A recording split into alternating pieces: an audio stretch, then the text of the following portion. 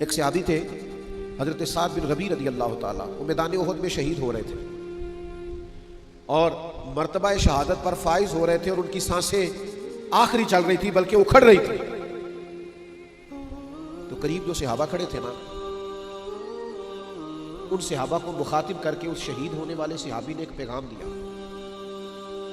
انہوں نے کہا جا کے نا حضور کے غلاموں کو میرا یہ پیغام دے دینا کہ تم میں سے اگر ایک بھی موجود ہوا اور پھر کفار نبی کریم علیہ السلام تک پہنچ گئے تو یاد رکھنا اللہ کی بارگاہ میں تمہارا کوئی عذر قابل قبول نہیں ہوگا۔ تم موجود تھے اور لوگ پہنچ گئے، ہم موجود ہیں اور دین کے ڈاکو پہنچ جائیں، ہم موجود ہیں اور ملحدین فتنہ گری کر کے چلے جائیں، سیکولر ہمارے نوجوانوں کو بگاڑ کے چلے جائیں۔ یہ باتیں کرنا آسان ہے کہ نئی نسل کو فلاں نے سازش کر کے بگاڑ دیا۔ لوگ سازش کرتے رہے تو پہرے دار کہاں تھے؟ بیٹا بگڑ گیا تو باپ کہاں تھا؟ شاگرد بگڑ گئے تو سوال یہ ہے کہ استاد صاحب کہاں تھے؟ اگر سالکین بگڑ گئے تو مرشد کہاں تھے؟ اگر قوم بگڑ گئی تو رہنما کہاں تھے؟ نہ ادھر ادھر کی تو بات کر، یہ بتا کہ قافلہ کیوں لٹا؟ مجھے رہزنوں سے غرض نہیں، تیری رہبری کا سوال ہے۔ یہ امتی کا کام ہے، وہ غلامی کرے۔ اعلیٰ حضرت فاضل بریلوی نے کہا تھا سونا جنگل رات اندھیری، چھائی بدلی کالی ہے۔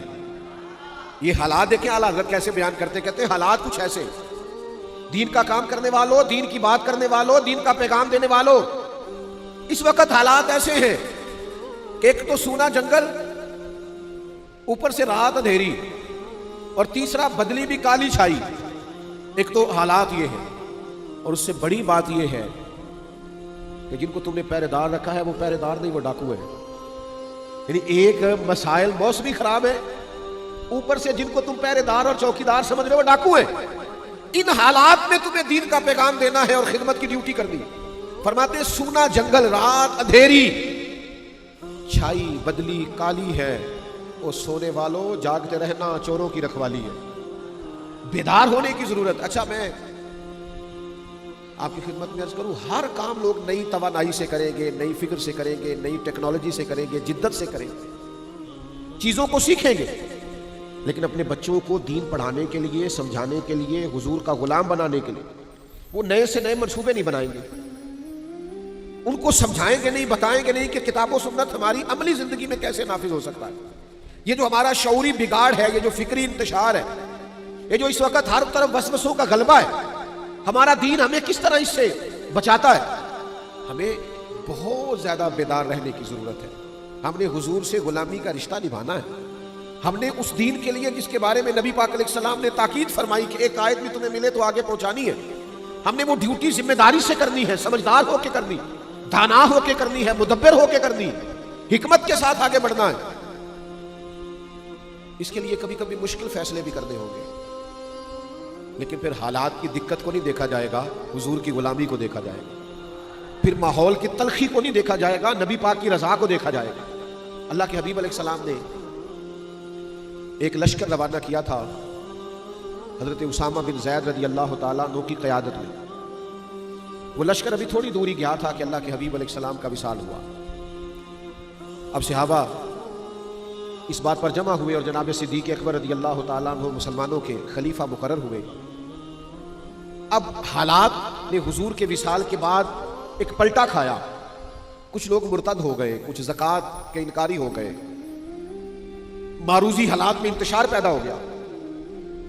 اب صحابہ کرام علیہم رضوان نے ایک رائے دی کہ ابھی یہ جو لشکر حضور نے روانہ کیا تھا نا، حالات کا تقاضا یہ ہے کہ اس لشکر کو بھی نہ بھیجا جائے، پہلے جو اندرونی اور معروضی معاملات ہیں ان کو دیکھ لیا جائے، پھر اس لشکر کو روانہ کریں گے۔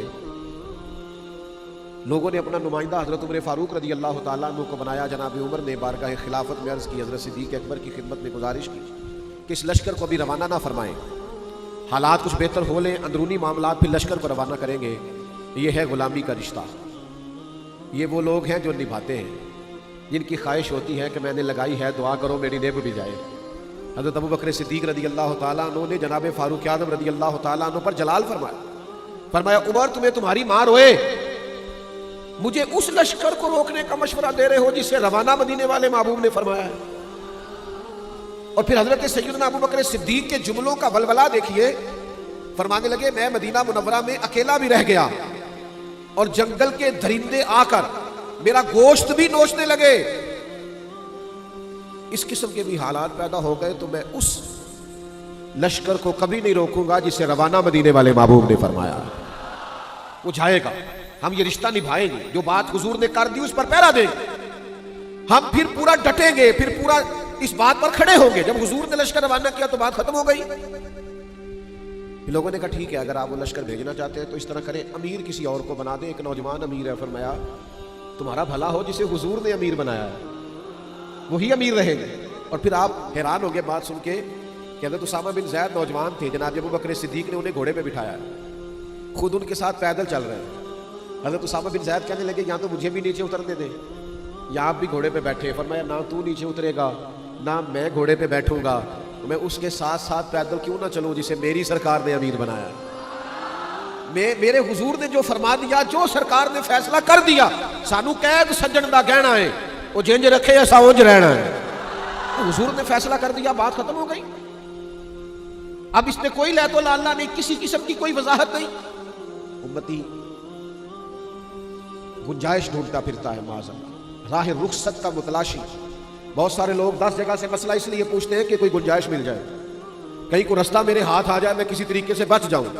غلاموں کے یہ طریقے نہیں ہوتے۔ غلام نے غلامی کر دی، غلام نے سمجھ میں آئے تب بھی نہ سمجھ میں آئے، آپ نے غلام رکھا ہو، آپ اسے کہیں جا 5 کلو چینی لے یار، وہ آپ کو مشورہ دے 2 کلو منگائیں تو آپ اس کا مشورہ مان لیں گے؟ آپ کہیں گے تو کام کر 5 کلو، وہ کہے جی کیا کر دیا، تو آپ کہیں گے میں تجھے بتانے کا پابند نہیں، تو ملازم ہے، تو ڈیوٹی کر۔ یہ عجیب غلام ہے، حکمتیں پوچھتے پھرتے ہیں، شریعت نے یہ کام کیوں ضروری قرار دیا، اس سے کیوں منع کیا؟ آپ غلام ہیں۔ غلام حکمتیں نہیں پوچھا کرتے۔ امام احمد بن حنبل غلام خرید کے لائے، فرمایا تیرا نام کیا ہے؟ کہا حضور غلاموں کا نام تو نہیں نہ ہوتا، آپ جس نام سے آواز دیں گے میں حاضر ہو جاؤں گا۔ فرمایا کھائے گا کیا؟ کہنے لگا حضور غلاموں کے نخرے تو نہیں نہ ہوتے، ہم غلام جو ہوئے، غلام تو غلامی کرتے، نخرے تھوڑے کرتے۔ آپ نے فرمایا کمرہ پسند کر لے، کہنے لگا حضور اشارہ کر دینا میں لیٹ جاؤں گا۔ امام صاحب کو وجد ہو گیا، فرمایا سینے سے لگ یار، تو غلام تو نہیں، جا تو آزاد ہے، تو آقا بننے کے قابل ہے۔ راتی جاگے تے شیخ صداوے، راتی جاگ دے کتے، مالک دا درمول نہ چھڑ دے، پاویں مارو 100 جتے، ایک لقمے دا قدر پچھانن، پاویں مالک ہوون ستے، رکھا سکھا کھا، رکھا سکھا کھا، دنے جا رکھاں وچ ستے، تیتھوں کتے، اٹھ بلیا چل یار منا لے، نہیں تے بازی لے گئے نہیں کتے۔ آ جا، ورنہ غلامی کا انداز وہ دیکھے کہاں پہنچ گئے۔ میرے عزیز چیزوں کو سمجھیں، غلامی کو نبھائیں۔ حضرت ابو بکر صدیق حضرت اسامہ بن زید سے کہنے لگے چونکہ امیر لشکر آپ ہیں، اگر آپ پسند فرمائیں، مناسب سمجھیں، اجازت دے تو حضرت عمر کو میرے پاس نہیں چھوڑ جاتے، میں نے ضروری مشورے کر دیں۔ انہوں نے کہا امیر آپ جیسے دوستو غلامی کا رشتہ نبھائیے، غلامی کا تعلق نبھائیے۔